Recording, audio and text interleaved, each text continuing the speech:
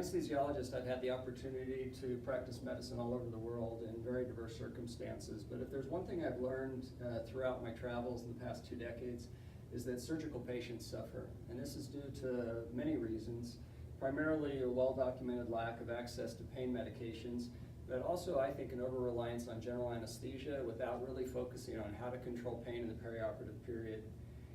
I find that most places I go, countries are decades behind where we are in the United States, and this primarily has to do with lack of access to education and technology. So in 2015, Dr. Nate Richards and myself formed the Alliance for International Medicine.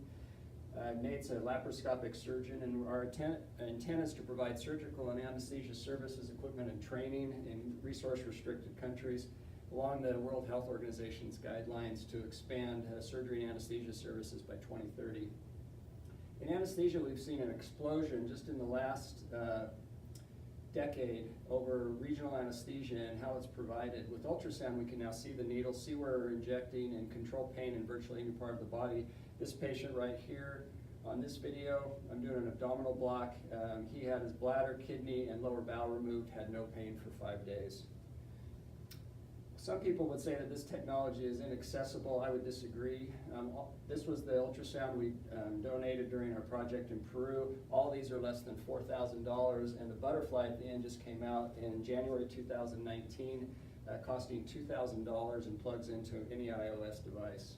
So the technology is improving while the price point's coming down. So we decided to try to introduce ultrasound-guided regional anesthesia in a resource-restricted country, which has not been done before to our knowledge. So in 2016, we visited Piura, Peru, in northern part of Peru. Through contacts there, met with the governor, the minister of health, and heads of the hospital. We visited the hospital and most importantly talked to our physician colleagues to see what their thoughts were about implementing this. In 2018, we returned and gave didactic lectures and workshops, and then worked with our colleagues in the OR, initially demonstrating ultrasound-guided regional anesthesia by myself, but ultimately watching them do it under supervision. What we found was within 6 months, we were receiving monthly reports on data, looking at the success of blocks, the difficulty and how they're doing, and also complication rates. What we found after 6 months, and we're now actually into 9 months of data, is that we have a greater than 96% success rate. What does that look like? Well, here's a man who was in a motorcycle accident. He had 6 previous surgeries, all under general anesthesia with no pain medicines in the perioperative period. After my colleagues successfully blocked him, there he is under regional anesthesia with no pain. He had no pain for 3 days. So the goals of our organization is to relieve suffering in patients, surgical patients, which we've shown we can do. But we also know that we can lower hospital stays, that we can return patients to work sooner, and that we can lower hospital costs and cost to the patients. Many of these patients have to raise their own money before they can receive surgery. We're also setting up palliative care services, which I've done in my own hospital in the United States. Right now, the Alliance for International Medicine, because of our success, we've been approached by the University of Utah Center for Global Surgery, and we've now partnered with them. And we now have a president, a treasurer, and a board of advisors.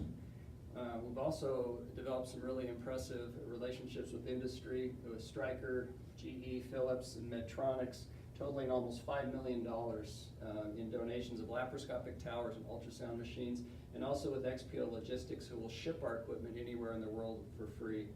Because of our success in Peru, we're now expanding into Africa. I lectured in Ghana last year, and we're going back in May, and we'll be at 4 different sites introducing ultrasound-guided regional anesthesia in different regions in Ghana. What we need as an organization is funding. We have our equipment funded, but we'd like to train bioengineers. We'd like to set up fellowships for surgeons and anesthesiologists in other countries to come to the United States, learn these techniques, and develop centers of excellence. And also, just for travel and running our administration, we need help writing grants and to know what's available. And we also want to form collaborations with other partners who will help implement this model, refine it, and also help us write international guidelines. Thank you.